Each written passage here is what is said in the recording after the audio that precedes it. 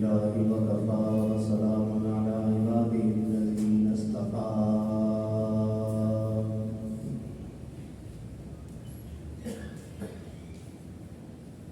خصوصا على سيد ولد آدم وخاتم الأنبياء وعلى آله المجتبى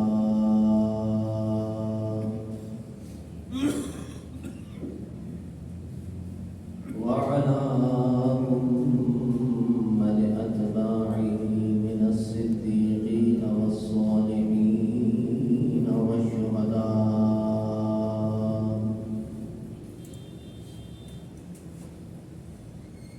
أما بعد فأعوذ بالله من الشيطان الرجيم. بسم الله الرحمن الرحيم.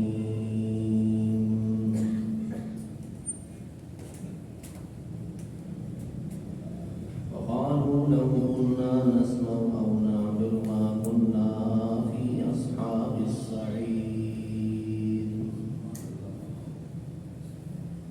صدق الله المولانا العظيم. وقال الله تبارك وتعالى في شأن حبيبه إن الله وملائكته يصلون على النبي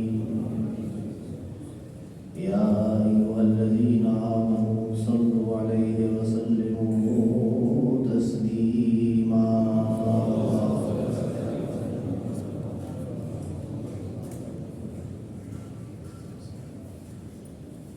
ماہ شعبان المعظم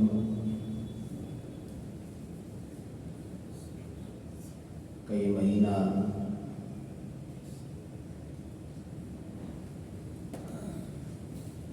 حضور نبی کریم صلی اللہ علیہ وسلم کے منتصر مہینوں میں سے جس میں آقا علیہ السلام نے رمضان کے بعد اگر کسی مہینے میں کثرت کے ساتھ روزہ رکھا تو یہی شعبان المعظم کا مہینہ ہے. سیدہ عائشہ صدیقہ رضی اللہ تعالیٰ عنہا فرماتی ہیں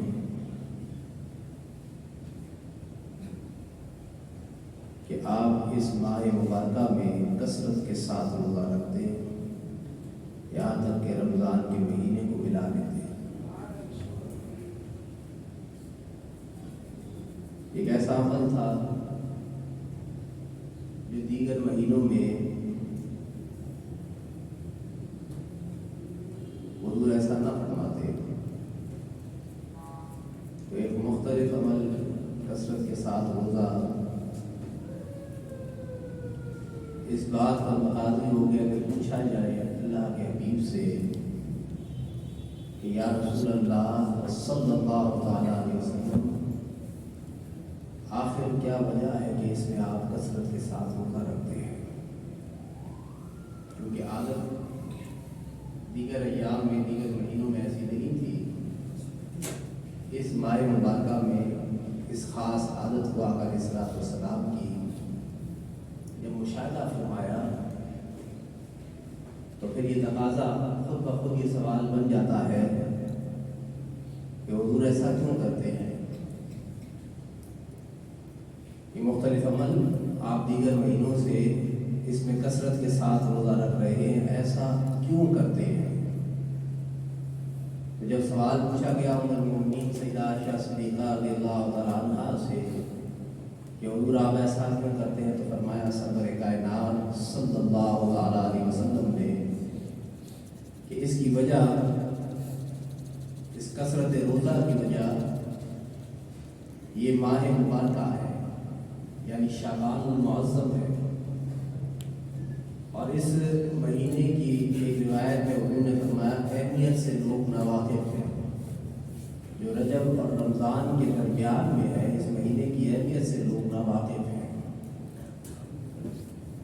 اور اس ماہ مبارکہ کو حضور سرور کائنات نے فرمایا شعبان و شہری، شعبان میرا مہینہ ہے. شعبان کس کا مہینہ؟ حضور نے فرمایا میرا مہینہ ہے. تو سوال آتا ہے کہ یہ ایک وجہ کہ میرا مہینہ ہے اس کی اہمیت سے لوگ واقف نہیں ہیں تو آخر اس کی اہمیت کیا ہے؟ تو فرمایا کہ مدت حیات اس ماہ مبارکہ میں لکھی جاتی ہے، یعنی زندوں کی عمروں کی حد اس ماہ مبارکہ میں اس بندے نے اس دنیا میں اب کتنا رہنا ہے، کتنا جینا ہے، یہ مدت حیات لکھی جاتی ہے۔ تو کثرت روزہ رکھنے کی ایک وجہ آقا علیہ الصلوۃ والسلام نے فرمایا، اس کی ایک وجہ یہ ہے کہ مدت حیات جب لکھی جا رہی ہو تو میں اس وقت روزہ کی حالت میں موجود ہوں، روزہ کی حالت میں موجود۔ آپ کہیں تو شعبان المعظم کی اس رات میں ہو سکتا ہے لکھا دن میں جاتا ہو اور حوالے رات میں کیا جاتا ہو، نامہ عمل ہو، اس کی محدثین نے لکھا ہے، لکھا کتابت کر دی جاتی ہے اور پھر ملائکہ کے فرشتوں کے حوالے اس پرچہ کو رات کے وقت میں کیا جاتا ہے۔ تو ایک رات اس میں ایسی بھی ہے کہ جس میں بنانے والا، اس کائنات کا چلانے والا، پالنے والا، رزق دینے والا خود اپنی مخلوق سے خطاب فرما دیتا ہے، یعنی آپ کو اور مجھ کو فردن فردن، آپ کو اور مجھ کو فردن فردن یاد فرماتا ہے۔ یہ اس کی شان کریمی ہے، یہ اس کی شان کریمی ہے کہ وہ آپ سے اور مجھ سے خود ہم کلام ہو جاتا ہے، اور ایسا کلام کہ خود کہتا ہے مانگو تو دوں گا، مغفرت چاہو تو مغفرت کر دوں گا، رزق مانگو گے تو رزق دوں گا۔ ایسا کوئی عطا کرنے والا آپ کو اس کائنات کے اندر نہیں ملے گا کہ مانگنے والا خود پکار کر، اور صرف ایک ساتھ کے لیے نہیں کہ کچھ منٹوں اور کچھ سیکنڈز کے لیے یا کچھ گھنٹوں کے لیے۔ فرمایا جیسے ہی غروب آفتاب ہوا ہے، اس غروب آفتاب سے لے کر طلوع فجر تک، طلوع آفتاب تک یہ آواز برابر آ رہی ہوتی ہے، یہ آواز جو ہے، یہ صدا برابر بلند کی جا رہی ہوتی ہے۔ ہے کوئی مانگنے والا کہ جو مانگے، ہے کوئی بخشش کا طلبگار کہ جس کو بخش دیا جائے، ہے کوئی رزق کا طلبگار کہ اس کے رزق میں وسعت کر دی جائے، اس کے رزق کے دروازوں کو کھول دیا جائے۔ اور یہ صدا پورے اس رات کے حصہ کے اندر عام راتوں میں بھی ہے، لیکن عام راتوں میں رات کے تہائی حصے کے گزرنے کے بعد وہ مالک یاد فرماتا ہے، یاد تو رکھتا ہے وہ سب کو، لیکن ایک خاص رحمت کے ساتھ اپنے بندوں سے کلام فرماتا ہے۔ اس رات کی خاص بات یہ ہے کہ جیسے ہی غروب ہوتا ہے، جیسے ہی آپ مغرب کی نماز پڑھتے ہیں نا، غروب کے فوراً بعد جیسے ہی غروب ہوتا ہے یہ صدا بلند ہونے لگ جاتی ہے۔ تو یہ اس مالک کا فضل اور اس کا کرم ہے۔ تو ماہ شعبان المعظم روزوں کے اعتبار سے حضور نبی کریم صلی اللہ تعالیٰ علیہ وسلم نے اس ماہ مبارکہ کو نسبت بھی دی تو اپنی ذات مبارکہ کی طرف کہ شعبان میرا مہینہ ہے۔ حضور نے فرمایا شعبان میرا مہینہ ہے، کثرت کے ساتھ روزہ رکھ کے اعمال کی ترغیب بھی دی کہ آئندہ آنے والا ایک فرض مہینہ ہے، اس کی تیاری بھی سرور کائنات نے اس ماہ مبارکہ سے شروع فرما دی، اور اس کی وجہ بھی بتا دی گئی ان روزوں کا کہ بھئی اس کا وجہ کیا ہے، اس کے رکھنے کی اس میں حکمت کیا ہے۔ تو یہ خیال رکھتے ہوئے کہ جب آپ کا نامہ اعمال لکھا جا رہا ہو، مدت حیات لکھی جا رہی ہو، تو آپ کا حال روزے دار والا ہو، مسلمان کا حال کیا ہو، روزے دار والا ہو۔ یہ شعبان المعظم کی اہمیت ہے، اور یہ اہمیت، یہ فضیلت اہل عقل جن کو اللہ رب العزت نے عقل سلیم دی ہے، سمجھنے والی عقل دی ہے۔ عقل کیا ہے؟ نور ہے۔ امام اعظم ابو حنیفہ فرماتے ہیں کہ عقل کا جو گڑھ ہے، یعنی جو گھر ہے، وہ دماغ ہے، اور بعضوں نے کہا کہ عقل کا جو مقام ہے وہ دل ہے۔ اور ہے کیا؟ یہ ایک نور ہے، یا تو فطری طور پر اللہ عطا فرما دیتا ہے، یا انسان جو ہے اپنے تجربات کی وجہ سے حاصل کرتا ہے۔ اس لیے انسان کے لیے جو ہدایات کی ذکر اللہ نے بارہا کیا ہے، اس ہدایات، انسان کی ہدایت، انسان کو جو ہدایت دی وہ صرف آنکھ کے لیے نہیں، ٹانگ کے لیے، زبان کے لیے، کان کے لیے، ہدایت عقل کے لیے۔ اگر یہ عاقلہ ہو جائے گی، عقل جو ہے وہ سمجھدار ہو جائے گی، تو پھر اس کا نتیجہ یہ ہوگا کہ اس عقل کے سمجھدار ہونے کی وجہ سے یہ سارے اعضاء درست ہو جاتے ہیں انسان، سارے اعضاء۔ پھر دیکھتا وہی ہے کہ جو اس کا رب اس سے فرما رہا ہے، سنتا وہی ہے کہ جو وہ، یہ آپ کی آنکھ جو ہے ایک ذریعہ ہے دیکھنے کا، دیکھ دراصل عقل نہیں ہے۔ کان جو ہے وہ ایک ذریعہ ہے سماعت کا، لیکن عقل آپ دیکھیں نا حرف ہے، الف با تا سا، ان کو جمع کر کے الفاظ بنائے، پھر وہ سماعت کے ذریعے کان میں گئے، پھر اس سماعت کے ذریعے جب وہ کان میں گئے تو آپ کی عقل نے اس بات کو سمجھ لیا۔ یہ اللہ کا فضل ہے کہ اس نے تمیز کر دی ان حروف کے اندر۔ آپ دیکھیں نا مختلف رنگوں کو آپ اس دنیا کے اندر دیکھتے ہیں، کوئی لال ہے، کوئی سفید ہے، کوئی کالا ہے، دیکھنے کا ذریعہ یہ نگاہ ہے، لیکن اس کے اندر جو تمیز کر رہی ہے، اور اتنے سارے رنگ دیکھنے کے بعد اتنے سارے مختلف چہرے ہیں، ان کو آپ دیکھ رہے ہیں اور ان کو مختلف انداز میں پہچان رہے ہیں کہ بھئی یہ فلاں چہرے کا آدمی، اس کا نام یہ ہے، فلاں چہرے کا اس کا نام یہ ہے، اس کے سفید بال ہیں، اس کے کالے بال ہیں، اس نے لباس جو ہے وہ اس رنگ کا پہنا ہوا ہے۔ یہ رنگوں کی تمیز، یہ چہرے کی تمیز، یہ الفاظ کی تمیز، یہ اس عقل کا اللہ رب العزت نے ذمہ لگا رکھا ہے کہ آپ کے دماغ کے اندر موجود ہے، ایک نور ہے، اس کے ذریعے آپ انسانوں کو، مخلوق کو پہچان رہے ہیں۔ اللہ کا فضل ہے۔ اس لیے قرآن حکیم کی آیت مبارکہ جو میں نے آپ کے سامنے تلاوت کی کہ حشر کے میدان میں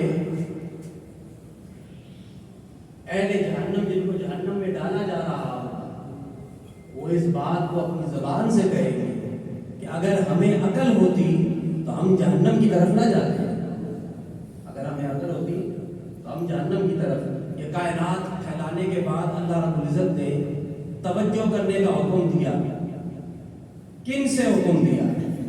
عاقلین سے۔ افلا یعقلون، کیا تمہیں عقل نہیں ہے؟ مختلف رنگ ہم نے اس زمانے کے اندر پھیلا دیے، مردہ زمین کو ہم نے زندہ کیا۔ یہ سارے نشانات ذکر کرنے کے بعد فرمایا جاتا ہے افلا یعقلون، تمہیں عقل نہیں ہے اس بارے میں، تم عقل نہیں رکھتے ہو۔ یہ کائنات کو کس انداز میں اس مالک نے بنایا ہے، تمہارے مالک نے، تمہیں اس کے بارے میں کوئی اندازہ نہیں، عقل نہیں ہے تمہیں۔ تو ہدایت کا جو سرچشمہ ہے وہ ہدایت عاقلین کے لیے۔ اس پہ حضور صدر کائنات صلی اللہ علیہ وسلم سے بارہا اہل ایمان نے عقل کے متعلق بھی سوال کیا کہ عقل مند کون ہے؟ سیدنا علی المرتضیٰ سے بھی سوال پوچھا گیا عقل مند کون ہے؟ فرمایا جس چیز کو اس کے مقام پر، کسی چیز کو اس کے مقام پر رکھنا یہ عقل مندی ہے۔ ایک چیز کو اس کے مقام پر، جو اس کا مقام ہے اس مقام پر رکھنا یہ عقل مندی ہے۔ پوچھا گیا علی سے امیر المومنین یہ تو بتائیے پھر جہالت کیا ہے، جہل کیا ہے؟ فرمایا کہ جو چیز جس مقام کے لیے نہیں بنی ہے اس کو اس مقام پہ رکھو گے یہ جہالت ہے، جو چیز جس مقام پر ہے اس کو اس مقام پر رکھو گے تو عقل مندی ہے، عقل ہے، یہ بندہ عقل رکھتا ہے۔ اور اگر اس کے برخلاف کرتا ہے تو لوگ خود بخود کہتے ہیں کہ یہ عقل نہیں، یہ جہالت ہے۔ یہ کیا ہے؟ جہالت ہے۔ آپ دیکھیں نا، آپ کا لباس ہے تو ایک اوپر کا حصہ ہے جسے قمیض کہا جاتا ہے، ایک نیچے کا حصہ ہے اسے شلوار۔ تو ہر چیز کو اس کے اپنے مقام پر رکھیں۔ اگر کوئی شخص اس کے الٹ پہنتا ہو اس کپڑے کو تو آپ کہیں گے کہ نا سمجھ ہے، عقل مند نہیں ہے، جاہل ہے، یا مجنون ہے، یا دیوانہ ہے، یا کیا ہے؟ دیوانہ ہے۔ اس لیے آقا علیہ الصلوۃ والسلام نے فرمایا کہ قیامت کے دن اس عقل کو جب اللہ رب العزت نے پیدا فرمایا نا تو اس کو حکم دیا، اللہ نے خطاب فرمایا کھڑی ہو جا، تو اللہ کے حضور میں کھڑی ہو گئی۔ پھر اس سے کہا کہ آگے بڑھ، تو یہ آگے بڑھی۔ اس سے کہا کہ رک جا، ٹھہر جا، ٹھہر گئی۔ پھر اللہ نے فرمایا اس عقل سے کہ اس کائنات میں تجھ سے بہتر میں نے کوئی شے نہیں بنائی ہے، اس کائنات میں تجھ سے بہتر کوئی شے نہیں بنائی، تیرے ہی وجہ سے دیا بھی جائے گا لوگوں کو، تیری وجہ سے لیا بھی جائے گا لوگوں سے، تیری وجہ سے لوگوں کو ثواب بھی دیا جائے گا اور تیری وجہ سے لوگوں کو عذاب بھی دیا جائے گا۔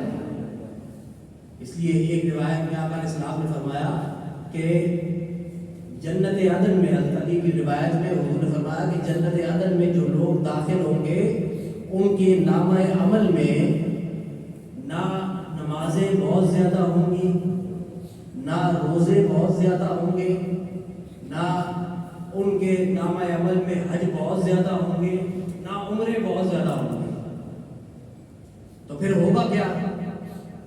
یہ چیزیں ان کے نامہ عمل میں زیادتی نہیں ہوگی، اس کے اندر جتنی ہے بس اتنی، بہت زیادتی نہیں ہوگی، نہ ان کے نامہ عمل میں۔ جنت عدن میں داخل ہونے والوں کے لیے حضور نے فرمایا کہ ان جنت عدن میں داخل ہونے والوں کے لیے آقا علیہ السلام نے فرمایا ان کے نامہ عمل میں نہ نمازیں زیادہ ہوں گی، نہ روزے زیادہ ہوں گے، نہ حج زیادہ ہوں گے، نہ عمرے زیادہ ہوں گے۔ پھر ہوگا کیا؟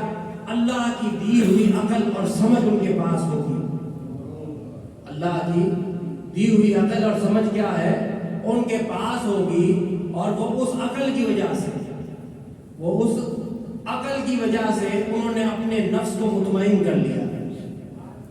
ان کے اعضاء جو ہے خوف الہی میں مبتلا ہو گئے، ان کے اعضاء خوف الہی میں مبتلا ہو گئے، نیک اعمال کی طرف وہ لوگ راغب ہو گئے، نیکیوں کی طرف، گناہوں سے بیزار ہو گئے، نیکیوں کی طرف راغب، ان کے اعمال نیکیوں کی طرف راغب، اور انہوں نے اپنے ہاتھوں کو، اپنے اعضاء کو خوف الہی کی وجہ سے ان کے اعضاء پر خوف الہی طاری ہو گیا۔ تو حضور نے فرمایا کہ ایسے لوگ جنت عدن میں داخل ہو رہے ہیں جنہوں نے اپنے ہاتھوں کو خوف خدا کی وجہ سے چھوڑ دیا۔ یہ ایک نعمت ہے کہ آپ چیزوں کی، اشیاء کی جو تمیز کر لیتے ہیں اور اس کے ذریعے آپ ہدایت کے راستوں پر چل پڑتے ہیں، یہ اللہ کی نعمت ہے، یہ اللہ کی نعمت ہے۔ عقل جو ہے اگر کسی انسان کے پاس ہے تو یہ سب سے بڑی نعمت ہے اس کے پاس کہ ایسا بندہ، ایک شخص کے بارے میں حضور سرور کائنات صلی اللہ تعالیٰ علیہ وسلم سے پوچھا گیا، یا رسول اللہ، اس کا ذکر کیا گیا کہ یا رسول اللہ بڑا آدمی پرہیزگار ہے، نماز روزوں کا پابند ہے، نیکیوں کی طرف رغبت کرنے والا ہے، تو حضور نے ایک ہی سوال پوچھا، اس کی عقل کیسی ہے؟ کیا فرمایا سرور کائنات نے؟ بھئی نمازیں بہت پڑھ رہا ہے، نیکیاں بہت کر رہا ہے، صدقہ اور خیرات، یعنی اس کی نیکیوں کا ذکر حضور کے سامنے کیا گیا۔ خوش نصیب آدمی ہوگا نا کہ جس کی نیکیوں کا ذکر حضور کے سامنے کیا جا رہا ہو، خوش نصیب آدمی۔ تو حضور نے ایک سوال، جنہوں نے یہ بات آقا علیہ السلام تک پہنچائی، آقا علیہ السلام نے ان سے ایک ہی سوال پوچھا، اس کی عقل کیسی ہے، عقل کے معاملے میں کیسا ہے، سمجھدار ہے کہ نہیں ہے؟ تو عرض کی گئی یا رسول اللہ عاقل ہے، سمجھدار ہے۔ وہ کیا ہے؟ سمجھدار ہے۔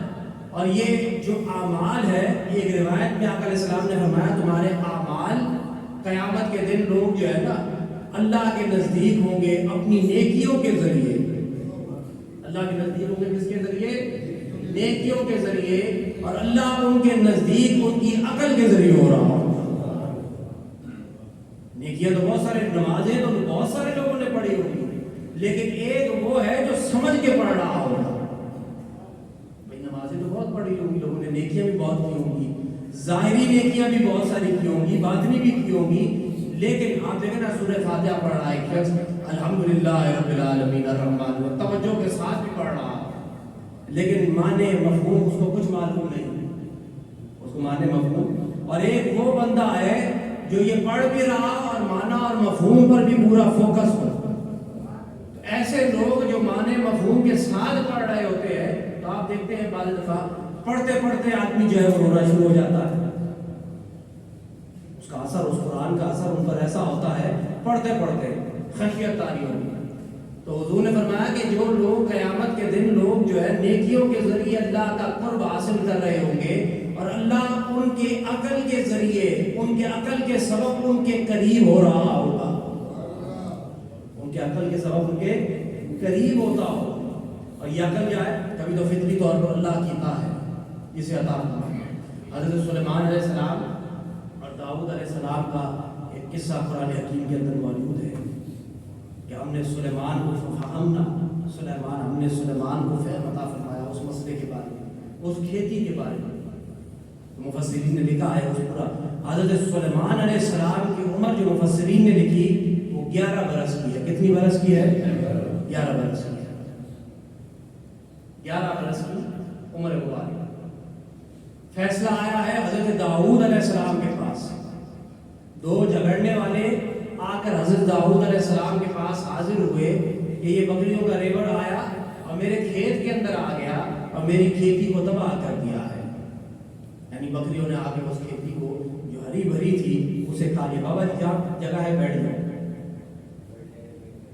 تو فرمایا حضرت داؤد علیہ السلام سے کہ میری اس کھیت کو فلاں شخص کی بکریوں نے جو ہے وہ کھا لیا، فلاں شخص کی بکریوں نے۔ تو حضرت داؤد علیہ السلام نے فیصلہ کیا بھائی اس کیا جو نقصان ہے اس نقصان کا ازالہ یہ ہے کہ یہ بکریاں جو ہے اس کھیتی والے کے حوالے کر دی جائے۔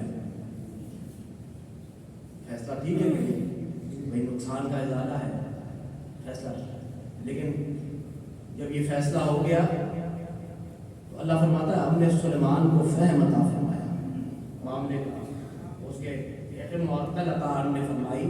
اور جب وہ فیصلہ سننے کے بعد دونوں شخص چلے، بکری والا بھی چلا اور کھیتی والا بھی چلا، تو راستے میں حضرت سلیمان علیہ السلام، مفسرین نے عمر لکھی ہے کتنی؟ 11 سال۔ کتنی عمر ہے؟ 11 سال۔ یہ اللہ کا کرم ہے، یہ اللہ کا فضل اور کرم ہے۔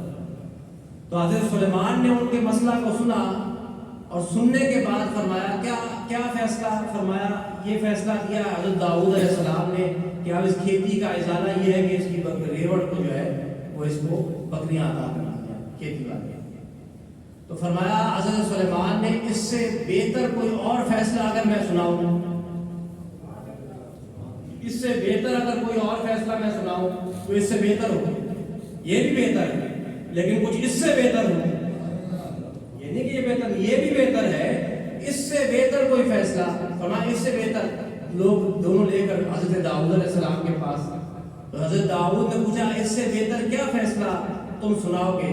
فرمایا کہ اس بکری والے، اس ریوڑ والوں جس کی بکریاں ہے، یہ بکریاں جو ہے نا کھیتی والے کو دے دے، مگر یہ نہیں کہ اس کی ملکیت میں دے دے، جب تک اس کا کھیت دوبارہ سرسبز و شاداب جیسا تھا ویسا نہیں ہوتا ہے، اس وقت تک یہ بکریاں اس کے پاس، اس کھیتی والے کے پاس، زراعت کرنے والے کے پاس رہے۔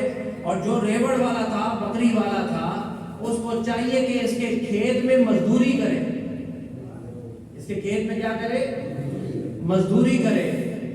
تو جب وہ مزدوری بھی کرے گا اور وہ بکریاں جو ہے وہ اس کھیتی والے کے پاس کہ وہ ان بکریوں سے فائدہ اٹھائے، جب کھیت دوبارہ سرسبز و شاداب ہو جائے تو کھیت والے کو کھیت دے دیا جائے، بکری والے کو بکری عطا کر دی جائے۔ تو اللہ نے فرمایا کہ ہم نے فہم حضرت سلیمان کو عطا فرمایا، اس معاملے کی گرہ جو ہے نا ہم نے سلیمان علیہ السلام کے ذریعے کھولی۔ یہ عقل ہے، انسانی عقل جسے اللہ عطا فرماتا ہے۔ عقل آپ کو راستوں پر، ایسے راستوں پر کبھی یہ بھٹکاتی بھی ہے، عقل جو ہے بھٹکاتی بھی ہے، دنیا کے اندر لے جاتی ہے ادھر ادھر۔ تو پھر اس کے لیے، اس کی ہدایت کے لیے آپ کو قرآن حکیم، فرقان مجید، حضور کی سیرت مبارکہ، امر اوامر اور نواہی کہ جن کاموں کے کرنے کا اللہ نے حکم دیا ہے اور جن کاموں کے کرنے سے اللہ نے منع فرمایا،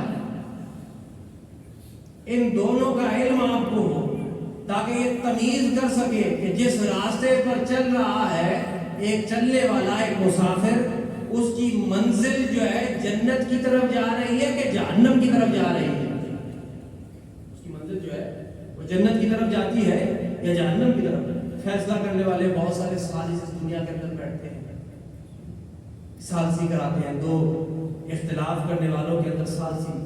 تو اگر وہ سمجھدار لوگ ہیں تو سالس بنے، اگر وہ سمجھدار عقل مند نہیں ہے تو سالس بننے کی ضرورت نہیں ہے۔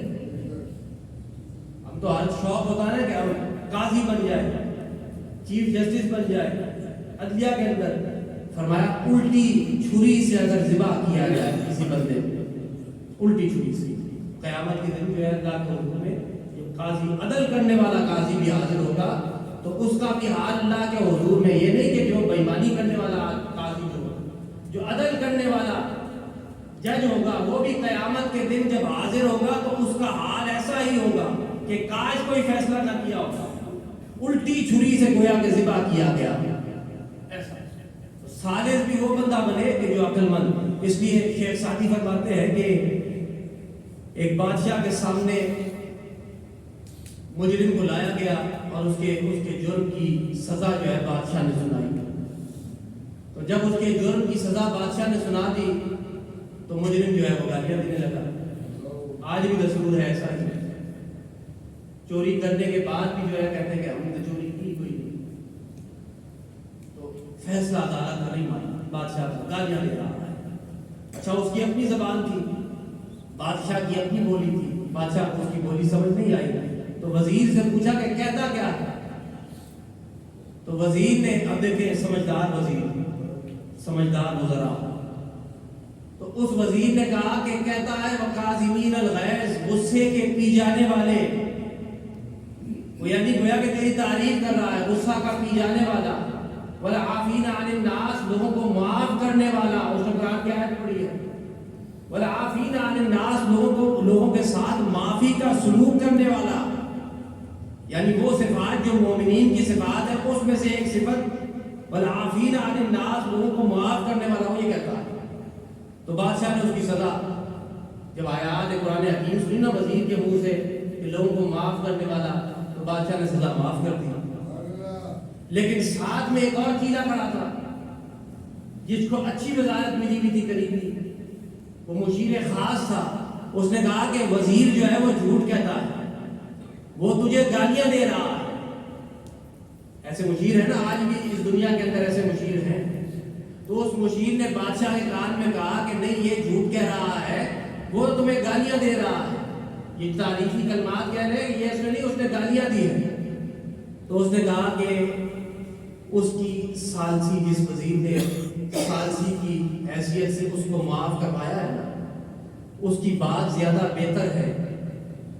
اس لیے حکماء اور نصیحت کرنے والے عقلاء عقل مند کہتے ہیں ایسا سچ جو فتنہ برپا کر دے اور ایسا جھوٹ جو امن قائم کر دے، تو وہ جھوٹ اس سچ سے بہتر ہے جو فتنہ قائم کر دے۔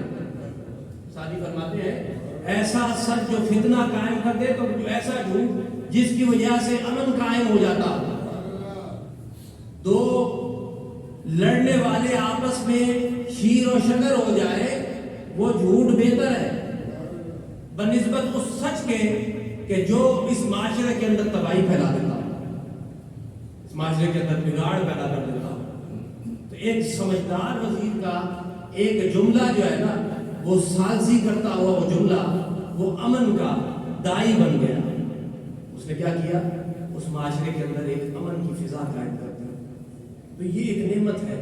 آپ نماز پڑھ رہے ہیں تو آپ کا وجود جب اللہ کے وجود میں حاضر ہے، تو ایک وہ بندہ ہے کہ جو خالص نماز پڑھ رہا ہے، اسے الف بے بھی نہیں آتی، بس اس نے فالو کیا ہے وہاں، یا صبح و شام 5 وقت کا نمازی بھی ہے، بس وہ عربی زبان سے واقف بھی نہیں، اسے اس کی حکمت، اس کے رموز بھی واقف نہیں، وہ نماز پڑھ رہا ہے۔ اور ایک بندہ ہے جو اس کے رموز سے آشنا ہے، وہ جانتا ہے کہ قیام کیا ہے، وہ جانتا ہے کہ رکوع کیا ہے، وہ جانتا ہے کہ سجدہ کی اہمیت کیا ہے، اور وہ جانتا ہے کہ جب قعود کے اندر بیٹھ کر اس رب سے مانگا جا رہا ہوتا ہے تو پھر اس کی اہمیت کیا ہے۔ حضور نے فرمایا کہ جب بندہ حالت نماز میں کھڑا ہوتا ہے تو گناہ اس کے سر پر لا کر رکھ دیے جاتے ہیں، اور جب وہ رکوع میں جاتا ہے تو سارے گناہ گر جاتے ہیں، اور پھر جب وہ سلام پھیر کر اٹھنے لگتا ہے دعا کر کے، تو پھر حال اس کا یہ ہوتا ہے کہ وہ گناہوں سے پاک ہو کر جا رہا ہوتا ہے۔ گناہوں سے کیا ہے؟ پاک ہو۔ ایک اس رموز سے آشنا ہے اور ایک ہے جو صرف سادی نماز پڑھ رہا ہے۔ تو اس لیے قیامت کے دن قرب میں بھاگنے کے لیے بہت سارے لوگ جائیں گے اللہ کے قرب میں حاضر ہونے کے لیے، لیکن اللہ ان سے زیادہ قریب ہوگا جو عقل رکھنے والے لوگ ہوں گے، جو فہم رکھنے والے لوگ ہوں گے۔ اس لیے ہر چیز کی ایک کان ہوتی ہے، فرمایا معدن ایک کان ہوتی ہے، اور تقوی کی کان، حضور نے فرمایا تقوی کی کان العقل ہے. تقوی کی کان کیا ہے؟ عقل ہے. تقوی ہے پرہیزگاری ہے کیا؟ اگر آپ کو عقل ہی کوئی نہیں، سمجھ ہی کوئی نہیں، تو پھر آپ کو کیا معلوم کہ یہ پرہیزگاری ہے کہ یہ بدکاری ہے؟ اس کی تمیز ہونی چاہیے، اچھائی اور برائی کی تمیز. اور اگر یہ شعور جب انسان سے ہٹا دیا جائے کہ اچھائی اور برائی کا شعور مٹ جائے، تو پھر اس آدمی پر اب عذاب آنے والا ہے. جس قوم پر یہ شعور مٹ جائے کہ اچھا کیا ہے اور برا کیا ہے، اس کو شعور ہی نہ ہو، وہ ہر 5 سال کے بعد 10 سال کے بعد بھول جاتے ہوں کہ لوگوں نے ماضی میں کیا کیا تھا، ان کے پیچھے پھر کھڑے ہو جائیں. ان کا ماضی فوراً اتنا بلکڑ نہ بنے، کیونکہ ایک رب ہے جو نہیں بھولتا ہے. ایک رب ہے جو نہیں نہ نیکی کو بلایا جائے گا نہ بدی کو بلایا جائے گا. ایک آدمی ہے جو آپ پر زیادتی آپ سال بعد بھول جائے پھر اسے امیر بنا لے، 2 سال کے بعد بھول جائے پھر امیر بنا لے، پھر 3 سال کے بعد، یہ بھلکر نہ. لیکن اللہ ہے جو یاد رکھا ہوا ہے. اللہ وہ تمہارے نامہ عمل سے مٹے گا نہیں. جو چیز ہے وہ نامہ عمل کے اندر لکھی ہوئی ہے، اور روز روشن ایسے واضح ہو جائے گا یہ نیکی تھی یہ برائی. تو جس قوم سے یہ شعور مٹ جائے، جس بندے سے یہ شعور مٹ جائے، نیکی کا شعور، نیکی اور بدی کے اندر تمیز ختم ہو جائے، خدا نہ خواستہ ایک بندہ جو ہے وہ برائی کو نیکی سمجھ کے کرنے لگے، تو یہ تو عذاب میں گرفتار ہو گیا. یعنی شعور کی جو منزلیں ہیں اس پر تالے لگا دیے اللہ نے. اس پر کیا ہو گئے؟ تالے لگ گئے. سمجھ کی منزلوں پر تالے لگ گئے. اس لیے برائی کو اچھائی سمجھ کر کرتا ہے اور اچھائی کو برائی سمجھتا ہے معاشرے کے اندر. آپ دیکھ لیں اچھائی کو برائی کی طرح پیش کیا جاتا ہے. ایک چھوٹی سی برائی اگر کوئی داڑھی والا کر دے، صبح و شام لگے، اس برائی کا تعلق اس کے مذہبی عبادت سے تھوڑی ہے، اس کی اس ذات سے تھوڑی ہے، اس کے چہرے سے تھوڑی، اس کے لباس سے تھوڑی ہے، اس کے اپنے کردار سے. اس معاشرے کے اندر جہاں پر ایک بندہ نیکی کو معیوب سمجھ رہا ہو، کرتا ہوا نیکی کو معیوب اور گناہ کو کرتا ہوا فخر محسوس کر رہا ہو، صبح و شام ٹک ٹاک بنا کر وہ جو ہے موبائل پر اپلوڈ کرتا اور کہتا بڑا اچھا کام کر رہا. اس برائی نے اس کے اندر گھر کر لیا ہے، اس کے دماغ میں یہ بیٹھ گئی کہ یہ نیکی کا کام ہے. حالانکہ یہ ریاکاری تھی. یہ کیا تھی؟ خود پسندی تھی، جو پہلے ایک خاص طبقہ کے اندر موجود تھی. وہ اس طبقہ سے ہوتے ہوتے مذہبی طبقہ کے اندر آ گئی. خود پسندی جو ہے ہوتے ہوتے مذہبی طبقہ کے اندر آ گئی. پھر اس مذہبی طبقہ نے اس خود پسندی کو اپنی نمازوں میں جگہ دے دی، اپنی مساجد میں جگہ دے دی، اپنے حج اور عمرہ میں جگہ دے دی، اپنی زکوٰۃ کے اندر جگہ دے دی، اپنے صدقات اور خیرات میں جگہ دے دی، اپنے قربانی کے جانور ذبح کرنے میں جگہ دے دی. خود پسندی. اور انہوں نے اپنے اعمال خود اپنے ہاتھ سے ضائع کر دیے. اس لیے قیامت کے دن جب کھڑے ہوں گے نا اللہ کے حضور میں کہیں گے نمازیں ہیں، حج ہے، روزہ ہے، زکوٰۃ ہے، صدقات ہے، قربانی ہے. فرمایا جائے گا جن کے لیے کر رہے تھے، جن کو دکھانے کے لیے کر رہے تھے، اجر بھی ان سے مانگ لو. ان کو دکھانے کے لیے کر رہے تھے، مانگو ان سے. تو یہ عقل کی گتھیاں ہے. اللہ رب العزت ہماری عقل کو سلامت رکھے. ایمان والی عقل، ہدایت والی عقل، وہ عقل جو ہمیں راہ راست پر صراط مستقیم پر چلائے رکھے.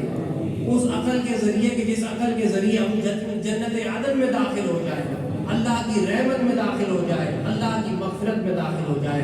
وآخر دعوانا الحمدللہ.